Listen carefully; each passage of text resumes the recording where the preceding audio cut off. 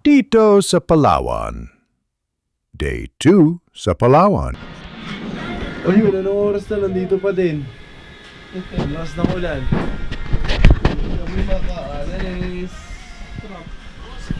At hindi na nga namin nakuna ng clip yung mga nangyari at mga kaganapan nun. Pero ito lang naman yung ginawa namin eh.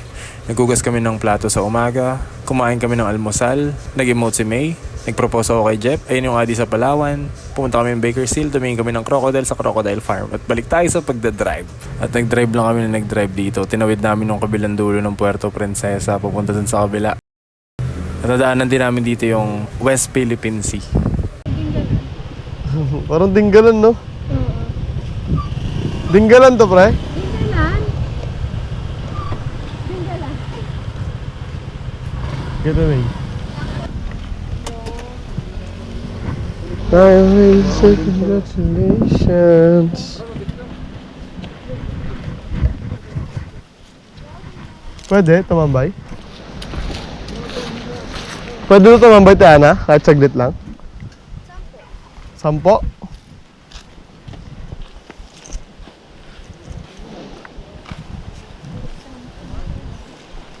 Sampung piso, sampung piso. Ako po. Maganda ba o yung mayaman ng kabayo? Ay, wala po.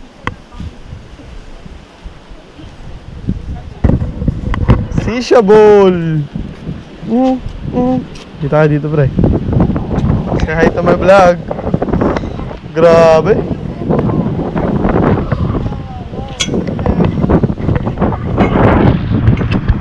Nalaglag. Kita mo yung, ano mo, yung GoPro.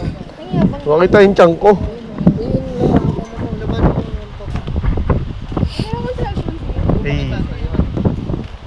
Hey. Hey ka muna.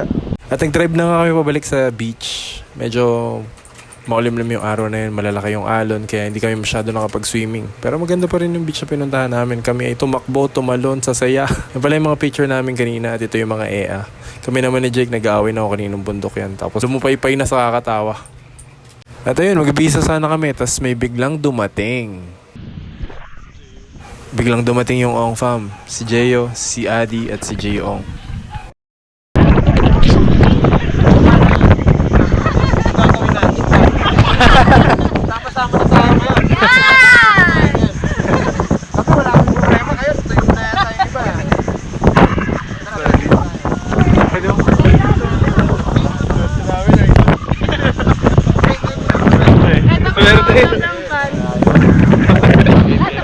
Hinahanap talaga namin kayo eh.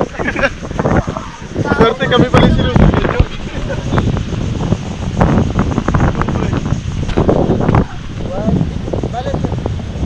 At ayun, na-meet namin yung Ong Fam. Gumana yung manifestation. Solid. Salamat sa experience. Sumilong na rin kami after nun para makapag-ready na umuwi at sinabayan na din namin sila palabas. Sabay namin. Shit. At ayun, sobrang dilim na ng dadaanan kaya nakisabay kami sa ilaw ng Ong Fam pabalik.